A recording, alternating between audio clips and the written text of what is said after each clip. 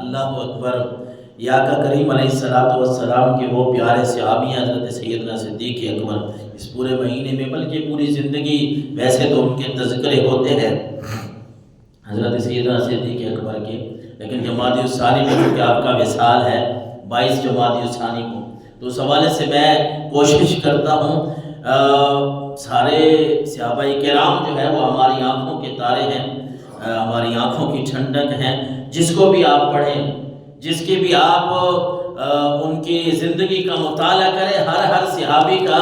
اپنی ان کی شان ہے، لیکن حضرت سیدنا صدیق اکبر نے جس طرح رسول اللہ صلی اللہ علیہ وسلم کا ساتھ دیا نا، اس طرح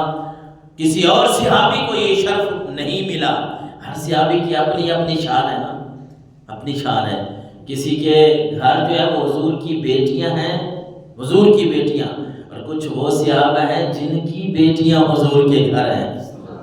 حضرت ابوبکر صدیق بھی ان خوش نصیب انسانوں میں سے ہیں جن کی بیٹی حضرت سیدہ طیبہ طاہرہ حضرت عائشہ تو صدیقہ رضی اللہ تعالی عنہا جو ہیں حضور صلی اللہ علیہ وسلم کی بیوی بنی۔ حضرت ابوبکر حضور کے سسر بھی ہیں اور سب سے پہلے ایمان لانے والے،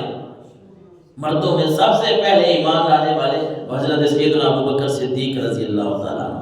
تو اس حوالے سے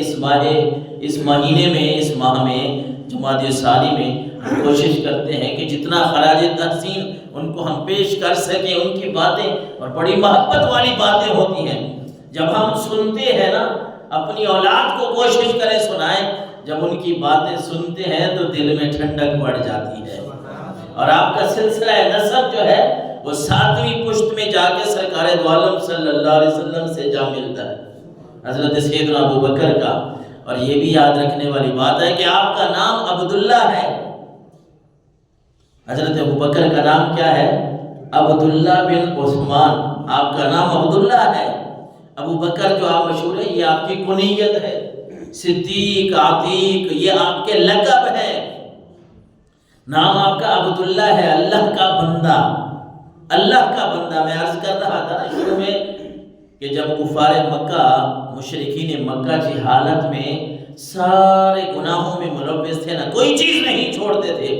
اس وقت بھی کچھ ایسے لوگ موجود تھے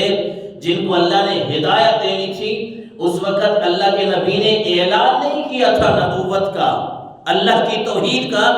لیکن پھر بھی وہ سارے برے کاموں سے رکتے تھے اور حق کی تلاش میں سرگرداں رہتے تھے کہ کسی جگہ سے ہمیں حق ملے، اس حق کو ہم لیں اور اپنے سینے سے لگائیں۔ ان شخصیات میں سے، ان آدمیوں میں سے ایک نمبر حضرت ابوبکر صدیق رضی اللہ تعالیٰ عنہ کا بھی ہے کہ چاہے جہالت تھی، لوگ پتہ نہیں کیا کچھ کر رہے تھے، یوں سمجھنے کہ کیا کچھ نہیں کر رہے تھے،